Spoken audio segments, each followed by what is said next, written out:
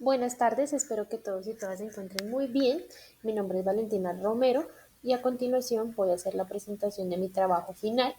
cuyo nombre es La ética de la sobreexposición, cuánto estamos dispuestos a sacrificar por la conectividad. Realizo la presentación en esta modalidad, dado que el profesor me lo permitió, en tanto que pues tengo dificultades en relación con mi horario laboral. Como abrebocas, les comento que este trabajo lo que busca es justamente hacer un llamado a la reflexión en torno a las nociones de lo público y lo privado en el ambiente digital, ¿no? Atendiendo precisamente a lo que vienen siendo las redes sociales y estos canales de comunicación instantáneos que, como es conocimiento de todos, nos han impactado de manera general. Teniendo en cuenta lo anterior, y como les mencionaba, que justamente el proyecto lo que busca es realizar una reflexión de corte ético sobre las implicaciones que tiene justamente esta exposición a redes sociales y qué hay detrás de ello, entendiendo también el ejercicio de compartir información en redes sociales como un ejercicio de comunicación que tiene implicaciones éticas.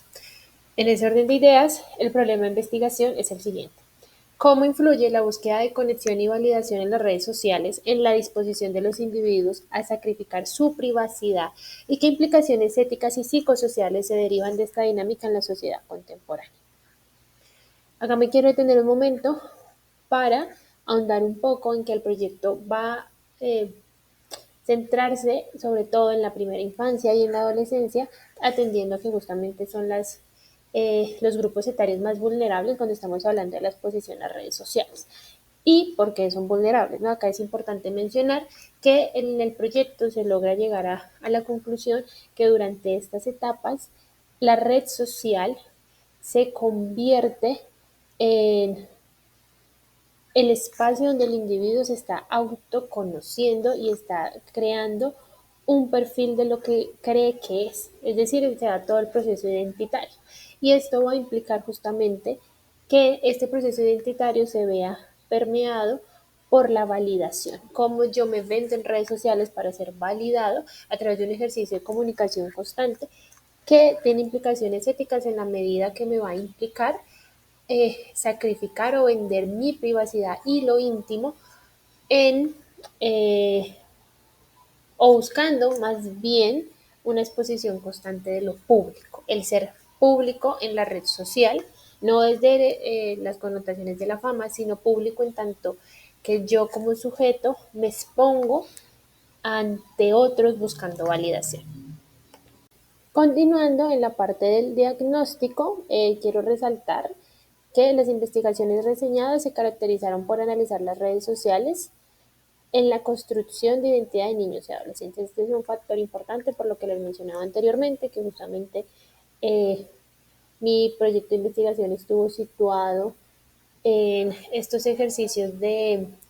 construcción del yo en la red social, ¿no? Entonces, la mayoría de los blogs reseñados tienen esta característica, ¿no? También es importante mencionar que se sitúa un marco de análisis en torno a cómo los sujetos construyen una narrativa sobre sí en el espacio digital, que va a estar muy ligado, aunque más adelante lo voy a desarrollar, con la ética de la comunicación. ¿Cuál es la narrativa que yo vendo de mí en la red social? Partamos de lo que les mencionaba anteriormente, ¿no? En tanto que es el adolescente y el niño, que son los grupos etarios que están pensados desde este proyecto, encuentra la necesidad de una validación en redes sociales, sea Instagram, Facebook, TikTok, entre otros, empieza un ejercicio comunicativo de yo hacia los otros. Y de allí que sea muy importante percatarse o estar atentos a las narrativas que hay en redes sociales, ¿no?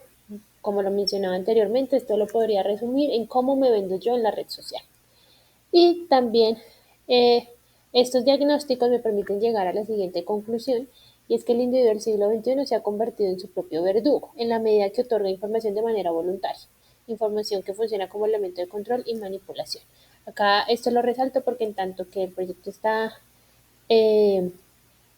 alineado justamente con la ética de la comunicación, es importante eh, pensarnos cómo el ejercicio de exponer mi información de forma voluntaria en un ejercicio comunicativo termina siendo a su vez eh, elemento de control y manipulación en un ejercicio de poder. Y esto acá lo retomo desde Byung-Chul Han, como justamente tenemos este Big Data que termina siendo eh, o ejerciendo el poder de una manera invisible en la medida que no es confrontativo, porque el individuo expone esta información de manera voluntaria. En relación con la fundamentación, uno de los autores claves en mi proyecto es Byung-Chul Han, en especial en el libro En el enjambre, también algunos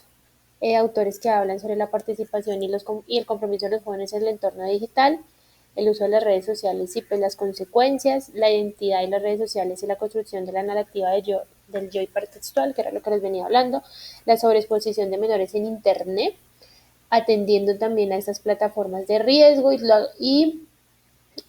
cómo justamente pensarnos de estas plataformas de riesgo implica cuestionarnos cuál es la ética que hay detrás de, entendiendo que ciertos grupos no deberían estar expuestos a consumir o a tener acceso a este tipo de información. La autorregulación en redes sociales también, partiendo del derecho a la intimidad, la privacidad y la protección de datos personales, que digamos que a lo largo de mi proyecto se puede evidenciar justamente que el ejercicio de consumo y de acceso a este tipo de herramientas viola muchos derechos en términos de que no hay un control real de la protección de datos, de la intimidad y la privacidad. Aunque esto acá termina siendo paradójico en tanto que el sujeto no está siendo obligado a. Y esto es lo que hace real, esto es lo que pues realmente hace interesante esta discusión, ¿no? El sujeto de manera voluntaria renuncia a ciertos derechos, se expone a una situación de riesgo, está dispuesto a perder su privacidad sin que esto esté siendo eh, manipulado de manera violenta por un tercero, sino que es de forma voluntaria. Pero aquí, digamos que vemos es justamente las consecuencias psicosociales de una manipulación y de un control que es bastante sutil. Bueno, ya para finalizar mi propuesta, la propuesta pedagógica que se propone es la creación de un taller de 6 módulos que se trabajará de manera transversal como parte del proyecto de alfabetización digital que las escuelas deben implementar, en aras de brindar a padres de familia, estudiantes, docentes y en general, pues a todos los miembros de una institución educativa herramientas necesarias para enfrentar la era digital. Grosso modo, mi propuesta está pensada en la necesidad de que en las escuelas y en las universidades también se implementen proyectos de alfabetización digital. ¿Por qué? Porque a lo largo del proyecto pude percatarme que en tanto que entendemos que lo digital hace parte, ¿no? Este término de nativos digitales y de que las nuevas generaciones nacen preparadas para, nos lleva a invisibilizar la necesidad de que tiene que haber una alfabetización digital, que se tiene que educar a los adolescentes, a los padres de familia, a los docentes y a la comunidad en general para enfrentarse a lo que implica un entorno que cada vez está más mediado por las herramientas digitales. En ese orden de ideas, la propuesta es justamente que se creen diferentes talleres, diferentes módulos que van a estar pensados desde lo más básico o que se piensa de lo micro a lo macro. Es decir, empezar por un conocimiento general de lo que es la era digital, de redes sociales, para llegar a una reflexión y una autoconciencia de cómo deben ser usadas. No solo por los estudiantes, ¿no? De repente se piensa que el estudiante es el más vulnerable, pero debemos tener en cuenta que si en el entorno o en el contexto en el que está el estudiante no hay información, todos estamos siendo vulnerables. De allí que sea importante que todos seamos educados justamente